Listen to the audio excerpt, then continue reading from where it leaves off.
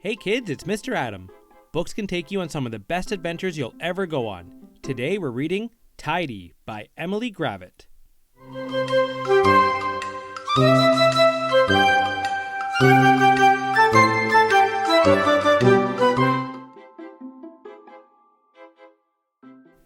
Deep in the forest lived a badger called Pete, who tidied and cleaned and kept everything neat. He tidied the flowers by checking each patch and snipping off any that didn't quite match. He tidied the fox by grooming his fur. He untangled each knot and each twig and each burr. He tidied the birds from the big to the small by brushing their beaks and then bathing them all. He picked up stray sticks, he swept and he rubbed, he polished the rocks and he scoured and he scrubbed. So when a leaf fell, well,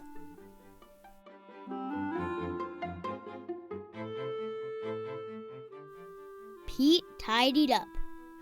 But still he wasn't happy. Now the trees looked bare and scrappy. And so, to make it all look neat, Pete undertook a mighty feat. he dug up every single tree. But then it rained, there was a flood. And afterwards, a lot of mud. Pete called in the diggers, he called in the mixers, he called in the concrete, the rakers, the fixers.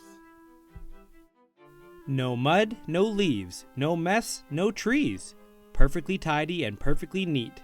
The forest is practically perfect, said Pete. I'm hungry, he thought. I deserve a treat. So he hunted around for something to eat. But the beetles and worms that he usually found were under the concrete deep in the ground. And so Pete decided to go home instead.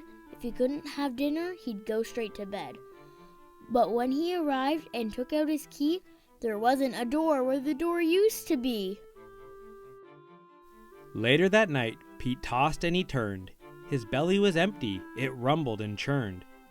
As he lay in his mixer, wide awake, he started to think, I have made a mistake. So, The very next morning, when it got light, he set about trying to put everything right. then the animals came from the strong to the weak, and they lent him a paw or a claw or a beak. They put everything back as it always had been, but maybe less ordered and not quite as clean. And Pete, well, he promised to tidy up less, but if he succeeded is anyone's guess. The end. Thanks for reading a book with us today. Don't forget to like and subscribe so you don't miss out on any of Mr. Adam's adventures.